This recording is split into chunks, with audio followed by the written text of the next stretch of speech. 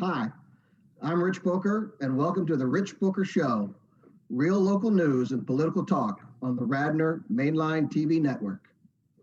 First, my political perspective. On the 10th of this month, the Radnor Board of Commissioners voted 3-2 to impose a mask requirement on all of Radnor's constituents. I was one of the commissioners who voted against a township-wide mask wearing requirement for a variety of reasons, not the least of which is to avoid infringement on personal liberty of those in the township. But my other substantive objections are numerous. First of all, back in March, we were told not to wear masks. Even the Chester and Delaware County health departments did not recommend masks. I know because I suggested people wear masks on this very show back in March, at the end of March. And I suggested we wear masks while we kept the economy going. I was criticized quite viciously for suggesting such a thing at the time. We know now that we could have kept the economy open and worn masks as I had suggested in March, and likely would have not suffered any greater COVID impact. The so-called experts told us not to wear masks in March and April. Were the scientists wrong back then? If they were, why are we still listening to them now?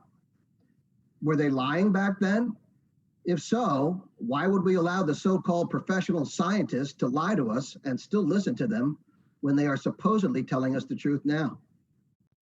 How can we take their advice seriously as it appears they are interested in a political outcome, not in a serious assessment of the COVID situation and a balanced approach to mitigating its impact on our society and economy? Moreover, the scientists do not even seem to agree. I've read at least one scientific article by a physician that concluded masks are ineffective for stopping the coronavirus. The molecule is too small to be stopped by the mask, and in any event, the continued adjustment by most wearers of masks renders them ineffective. We should not dismiss the damage we are doing to our society by requiring mask compliance in this manner. Requiring the public to wear masks is merely requiring people to demonstrate submission to leftist groupthink, smugness, and pomposity. In our zeal to prevent even one death, we have effectively ended all relevant life.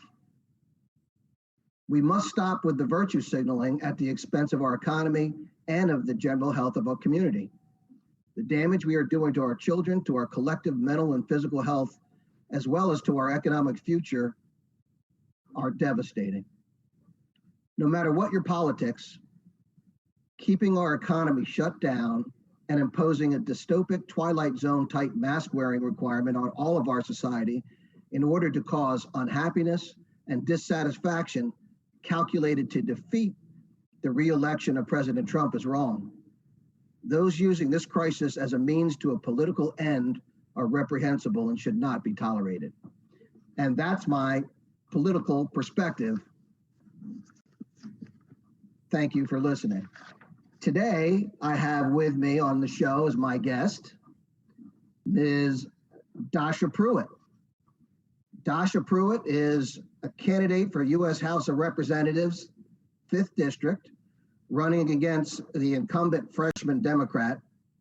And I also like to thank, and we talk often with her husband, Rich Pruett, her campaign manager, who also does a great job. We are doing this show remotely via Zoom because the studio is not open, and due to COVID, and in any event, there's also renovations. So this is a Zoom show, and we'll struggle through, but really can't wait to get back in the studio, and I'm looking forward to live shows again. So Dasha, welcome. And Dasha, congratulations on your win in the primary. You showed a great ability to get people to support your campaign and ran a real grassroots campaign. So what do you attribute your victory in the primary to? Hard work, a lot of hard work, a lot of miles on the car. Let's put it this way. We were all over the place. We drove everywhere from Aston to Ridley, Chester, Broomall, Newtown, Radnor, we did not discriminate. Our car drove in every direction, shaking a lot of hands, talking to people, being real and authentic. I think people are tired of career politicians. I think they want something, something more relatable. And they're looking at it, if anybody's been through a lot, it's been myself, particularly through immigration and then coming from nothing to very wealthy with my former husband. He was in venture capital, losing it during the 2008 and starting back up and riding the roller coaster. So, I understand what it's like to be in the real world. So talking to people a lot, they relate to me. And like I said, a lot of signs and a lot of volunteers. People wanted to support me and continue to do so, hence the 150 volunteers that we're up to just in the last 2 months. So I'm just really honored to represent the people of the 5th District. It's great. And so Republican voters you're able to connect with the Republican voters. And why do you think that is? Because of your experience as an immigrant from a former socialist country, because of your relatability with others, or is there something else? I think I actually, believe it or not, I relate to a lot of Democrats and independent voters as well, besides Republican. People are just tired of inaction. People are tired of these career politicians, whether they're Republican or Democrat or independent, who get into office, they sit there for 30, 40, 50 years, and they don't do anything. They don't reach out to their communities. They don't go out and talk to normal people. They're completely removed. And if you're in office for a long time and you don't talk to people, you don't know what their struggle is going to be. And what happened 20 years ago is completely different than what's happening now. 20 years ago, we were worried about the Y2K. Now we're dealing with COVID and the pandemic and people losing their businesses, people lost their jobs. Now there's no school for their kids. People want direction. They want leadership. They're starving for it. And Mary Gay Scanlon is nowhere to be found. I think she's marching with Black Lives Matter, but yet you can't find her at any of the Back the Blue events. And she only does photo ops. So people are catching up to that very quickly. And there's a huge grassroots movement going across the nation. People who've never been in politics who are getting themselves into politics because they're tired. They want to fight for their country. They want to fight for their community. They want to fight for their people. And I think people are noticing that. They're understanding that, and they want that leadership. Great. And I was, I try not to mention the opponent's name. No reason to have any plug, but I'm glad to, they've made that clear. And along that vein, as I started with this on the show, I've been against a mask mandate, and Joe Biden and as promised to have a nationwide mask mandate. I see it as a submission, and I see it as submission to groupthink, and I think that it really is as a kind of over the top requirement that people are using as a political cudgel. If somebody asks me to wear a mask, I respect people and say, fine, I'll wear a mask, but I bristle at the politicians requiring everybody to wear a mask. What do you think about the mask requirement and about the COVID precautions in general? And as a congressman, what would you do?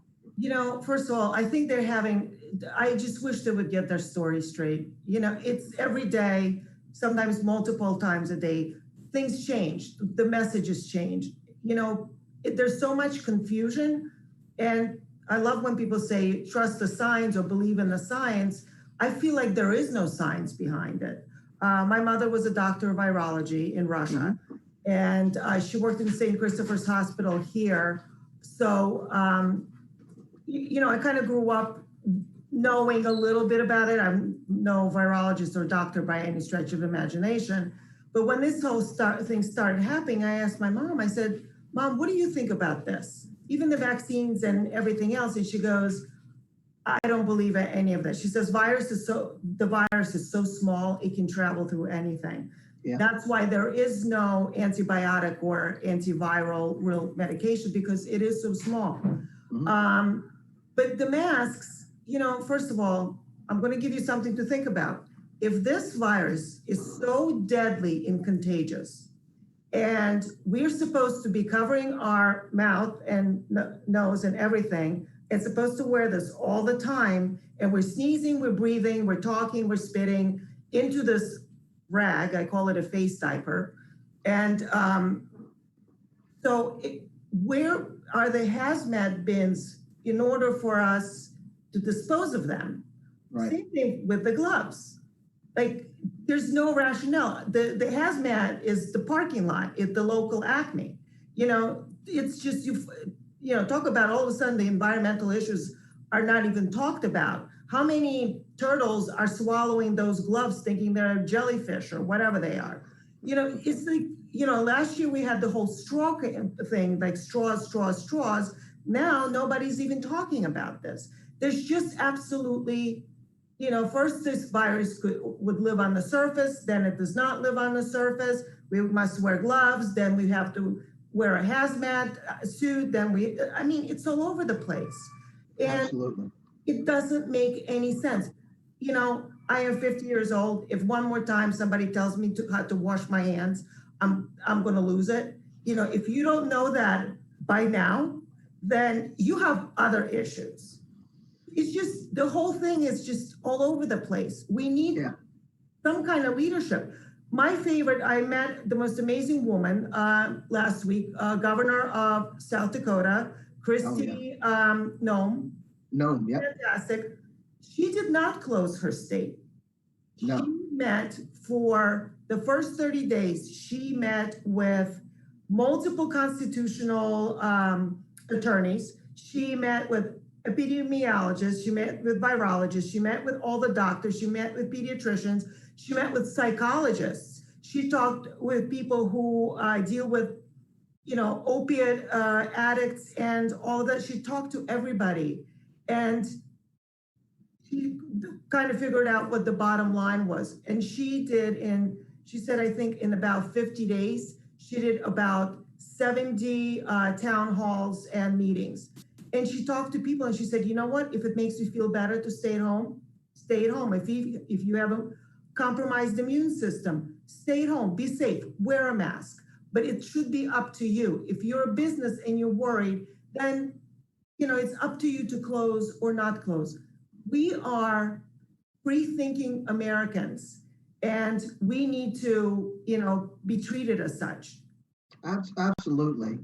And it seems like this is really kind of a political issue, and the red states try to stay open and keep the economies going, and then the blue states seem to want to shut things down. So do you think the Democratic strategy is to cause destruction of the economy and damage our children by keeping them out of schools and cause general unhappiness because they think that that'll flip the switch and defeat Trump because people will say we got to have a new direction? Is that their goal, do you think? I think after November 4th, we're not going to have a virus, or we're not going to think anything about it. Kids are going to go back to school and everything's going to be fine. It's to create confusion. The best way to take over a country at this point is through confusion and fear. And that's exactly what we're doing. People are turning on one another. If you don't wear a mask for whatever reason, if you have health related issues and you can't have obstructed breathing, and God forbid you manage to go outside and go to a supermarket, people will lynch you. I mean, it's the attack, the mob mentality to attack you because you're not following the orders. Right. And it's crazy. It's a deprivation of liberty. These orders from orders from on high and the oppressive government. That's what bothers me so much. And I see they're chipping away at liberty. And we saw a Cuban refugee on the RNC a couple of days ago. And I've seen some other folks on social media who were in Venezuela and other socialist countries. And they sounded a warning to the United States because they see the Democrats following the same type of things that occurred in their countries. As a person who emigrated from a socialist country, do you see that same type of? Absolutely. You know what? Everything that's happening, I feel almost like we're being brainwashed into thinking that this is normal behavior. Standing 6 feet apart. Why is it 6 feet? Besides that, we get buried 6 feet under. But 6 feet apart. Why 6 feet apart? And you have to stand like little sheeple all in a row, wrapping around the store. If you're supposed to minimize the exposure with this virus, then why are you standing in a 3-hour line with other people? It just doesn't make sense. You know, this run on toilet paper, I am totally confused about that. That totally got me. But, you know, when they first called for this, and my husband and I went to the supermarket, I thought it was going to be like a Philadelphia snowstorm, 3 days and we're out. So I was going to make some soup and like mac and cheese and comfort food.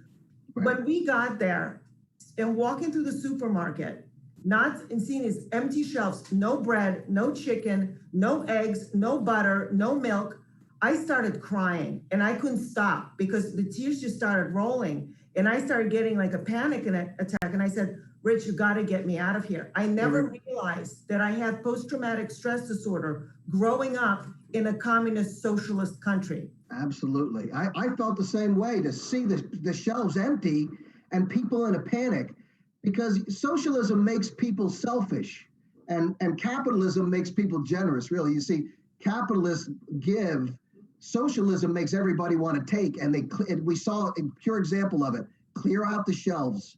Everybody's taking everything because they don't know when they're going to have more. But getting to some of the congressional issues that you face, one of the things that we have in Congress right now is another stimulus bill, or I say an aid bill that they're working on in Congress.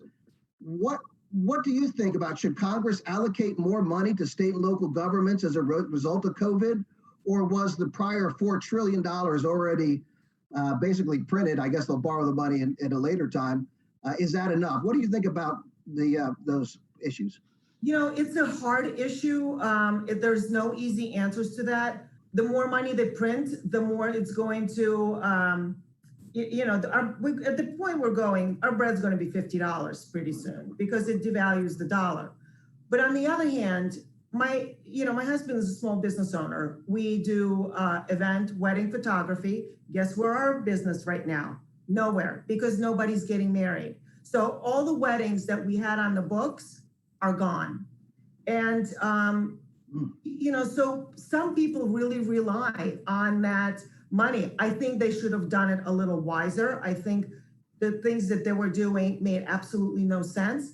And I think they need to stop bailing out like Kennedy Center or throwing money at other nonsensical things. Focus on the people. If this is your goal, focus on that, not the other issues that don't really matter right now. Who's at the Kennedy Center right now? Nobody. And these people need support. But there has to be some kind of incentive to go back to work for people who can go back to work. It's not a very well thought out plan. It should have been done a lot better.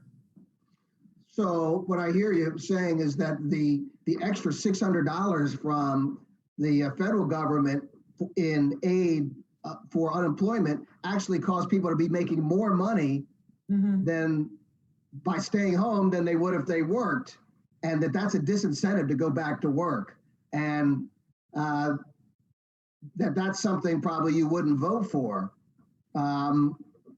Is that what I'm hearing? It's a tricky thing. I know people personally who are completely misusing the system. They already figured it out, but they're the same people who figure out how to, mistreat the other government programs as well.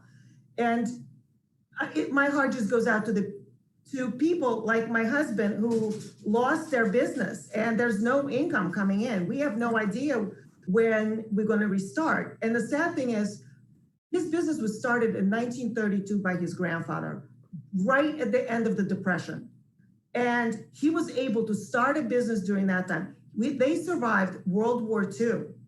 They survived, Vietnam War, more recession and everything else. And now what is happening?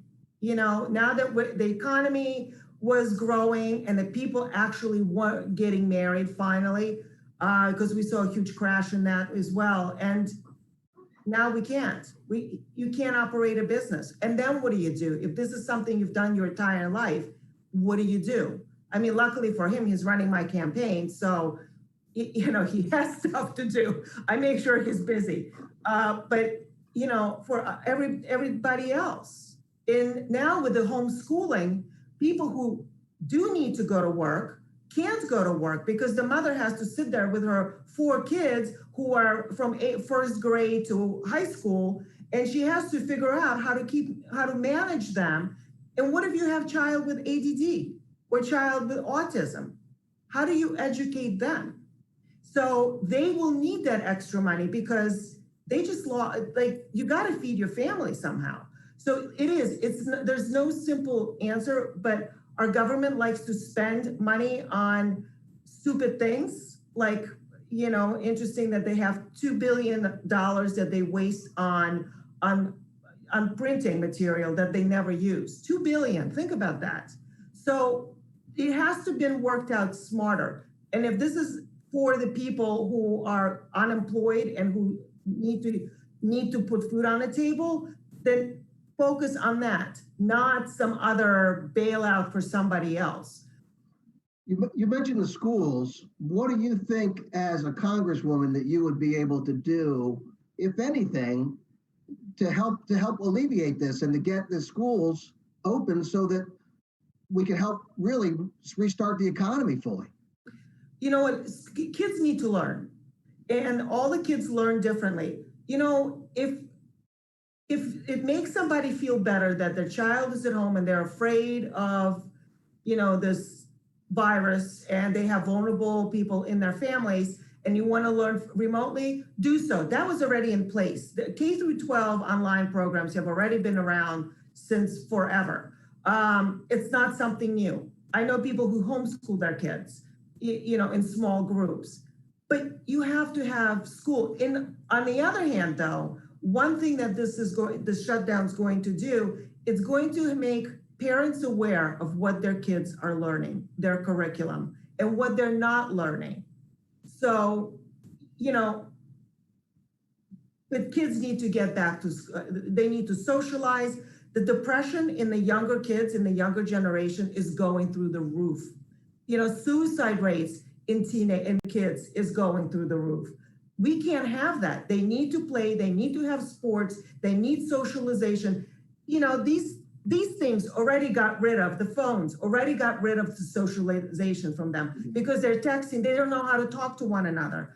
So we have to get the kids back into the real world. Does that mean more federal money to the school districts? I can tell you in my school district in Radnor School District already operates on a $100 million a year budget for 3,500 kids. It's almost $30,000 a child we spend per year. Do they need more federal money to reopen, or is that something that they should handle at the state level? I think it's something they need to handle at the state level, and I think it should be not even at the state. I think it needs to be per counties or because everybody's different. I mean, look at Pennsylvania. We have Erie that's completely, they don't have anything going on, and nothing in Lancaster either. So we have to look at different places and different school districts and see what they need. I have 2 of the poorest school districts, Upper Darby, Chester. How are these kids going to learn if they don't even have access to the internet? Yeah. Or a laptop, or their parent is unable to help them with their homework because they don't even understand. Frankly, thank God I don't have children that are in school right now, because if I had to teach my son, core math, my head would probably explode, because I can't. It's like, it looks like it should be, like calculus or something. I don't understand it. So it's going to be very different and difficult. But I think, again, schools need to spend money instead of wasting money and throwing money at anything that sticks. They need to sit there and look at what they need to put money into, what programs. I know for some reason teachers, even with all that money, teachers still have to buy supplies, which doesn't make sense to me. So Well, yeah, the school budgets really go mostly to salaries, and that's really what it goes to, salaries and debt service. And I would actually think that, well, boy, why, if we're not opening the schools, my school tax bill I shouldn't have to pay the whole thing, but no, we do have to pay the whole thing. We have a couple of minutes left. You say you've been traveling around Delaware County and in around the 5th District, and so what do you think was the most striking areas that, what were your impressions of the 5th District, and really what struck you as significant that you really noticed? How diverse our 5th District is. It's very dense, but it's very diverse. We have South Philly, we have a lot of we have a huge Caribbean in Yaden population. We have a huge Indian population. It's very diverse, and it's diverse financially, religion, color, pick one. We're very diverse, and we have different issues that we need to have addressed. And we need to start having our politicians reaching out to the community leaders and talking to them and doing town halls and figuring out how we can help those particular areas instead of just doing everything blanket, because we can't. South Philly is going to be different than Radnor, and Chester is going to be much different than Springfield. So we need to address each area individually. What about, in the end here, can we get some economic development in the area, more economic development, and then we have to wrap up? We definitely can. I mean, we have the naval base. We have Marcus Hook. We have a lot of vacant buildings that are sitting, vacant warehouses that can be transformed towards pharma. At one point, Philadelphia used to be one of the biggest pharmaceutical areas. Right. Now we don't. We can utilize all of that if it's done correctly. We can create more jobs. We can rebuild those areas instead of, they're talking about destroying Marcus Hook pipeline right now. So how many people are going to be out of work? And what's going to happen to Marcus Hook again? They're already impoverished.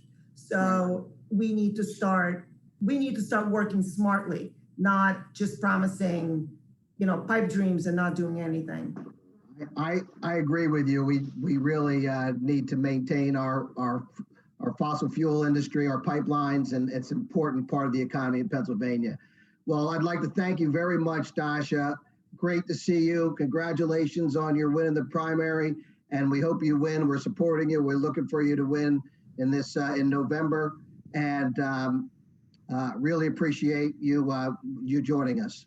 Thank you for having me. So that's going to wrap it up for us. I'm Rich Booker, and this has been the Rich Booker Show, and real local news and political talk on Radnor's mainline TV network. Thanks for joining.